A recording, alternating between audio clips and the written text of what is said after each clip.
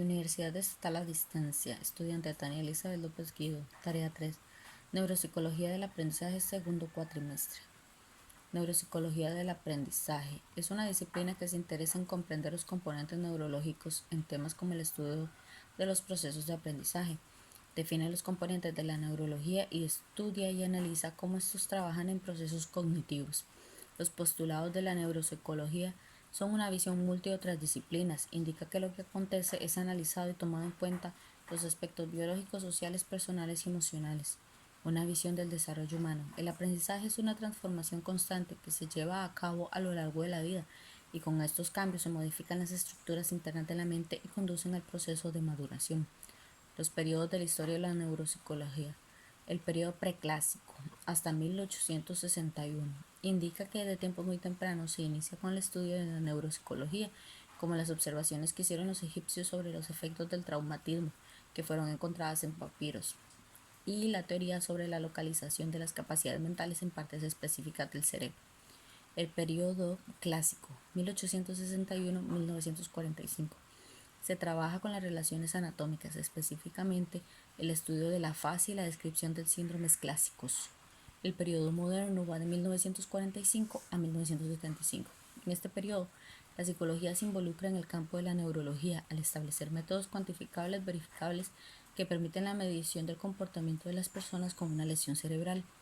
El periodo contemporáneo, de 1975 a la actualidad. Con el auge de la tecnología es posible obtener imágenes del cerebro en las que se pueden obtener características más específicas de las lesiones y los cambios físicos de la materia gris. El sistema nervioso se encarga de gobernar y organizar la función de nuestros aparatos, capta los estímulos externos por medio de receptores y los convierte en impulsos eléctricos que pasan al sistema nervioso central. Las partes del sistema nervioso central. El encéfalo corresponde a todo lo que se encuentra protegido por el cráneo.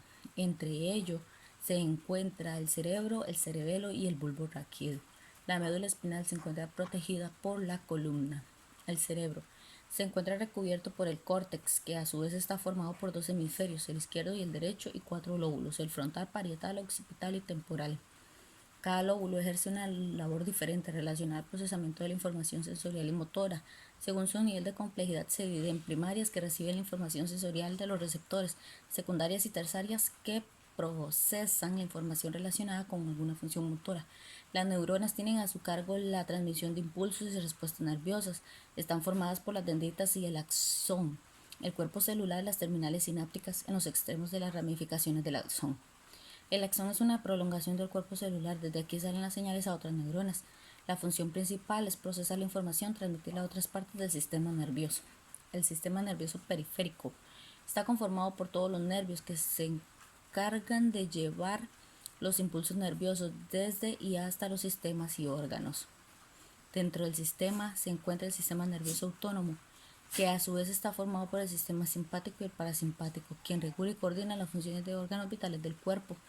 El sistema parasimpático se encarga de las funciones y de los actos involuntarios. El simpático se encarga de respuestas ante el estrés, se encarga de la acción de lucha y de huida. La evaluación de la neuropsicología establece diferencias en el comportamiento de lo que se considera normal o típico y lo que se considera como una alteración del sistema nervioso considerando su edad.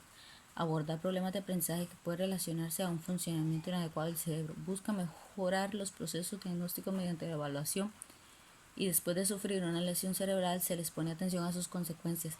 Colabora en la generación de programas de rehabilitación. Aprendizaje y memoria. El aprendizaje es una característica del sistema nervioso, ese proceso en el que se adquiere, almacena y procesa información. La memoria permite almacenar información y tenerla disponible para cuando se requiera. Sus funciones son la sensorial, percibe cambios y estímulos tanto al externo como al interno del organismo. La integrativa es el análisis de la información captada sensorialmente.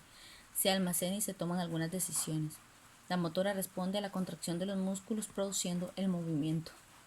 La teoría de procesamiento de la información puede ser comprendida en unidades mínimas. Sus elementos son los receptores, aquellos que se utilizan para captar la información por medio de los sentidos. La memoria a corto plazo es la capacidad de recordar durante 15-30 segundos. A largo plazo se caracteriza por la capacidad de almacenamiento casi ilimitada. Y el generador de respuestas estructura y organiza la secuencia y forma de respuesta a un organismo dará al entorno. El proceso de escritura y lectura es una actividad fundamental e interpretativa que interviene en el proceso de construcción del significado. Este símbolo se basa en la experiencia. La escritura tiene como fin comunicar un mensaje por escrito. El aprendizaje inductivo y deductivo. En el inductivo es el que surge por investigación. El deductivo es el típico de la metodología tradicional, donde el docente inicia desarrollando la teoría. Bibliografía.